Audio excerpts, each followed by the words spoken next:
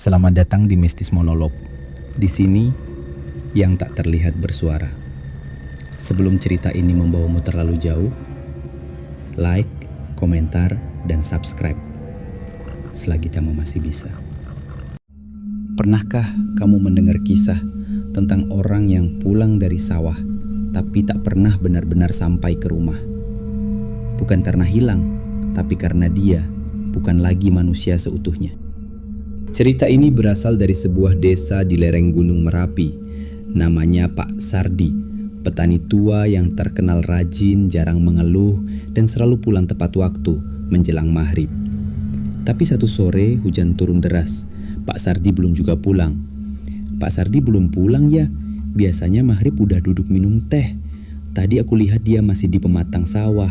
Tapi aneh, caranya seperti orang yang lupa caranya pulang.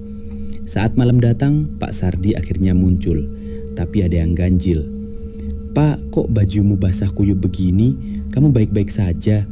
Pak Sardi hanya diam, duduk, tatapannya kosong, dan tak ada bayangan di belakang tubuhnya. Bahkan saat lampu menyala, lantai di bawahnya tetap gelap. Besoknya, desa gempar. Bu Sardi menghilang. Hanya ditemukan kain jarik yang dikenakannya tercecer di depan sumur tua di belakang rumah. Pak Sardi, dia masih duduk di ruang tamu, mematung, tak makan, tak bicara. Warga akhirnya memanggil orang pintar. Tehla pelan serius, dia pulang, tapi jiwanya tertinggal. Yang sekarang di tubuh itu bukan Pak Sardi.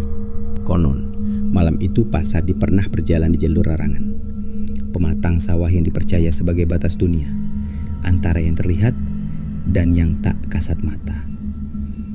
Dan sejak itu, tak seorang pun pernah melihat bayangan Pak Sardi lagi, karena mereka bilang bayangan itu masih tertinggal di dunia arwah. Jika suatu hari kamu pulang sendirian dan lampu menyala tapi bayanganmu tak terlihat, jangan panik. Mungkin kamu sudah pulang, tapi belum sepenuhnya kembali. Jangan lupa klik like, tulis komentar pengalaman mistismu, dan subscribe untuk cerita-cerita kelam lainnya di Mistis Monolog.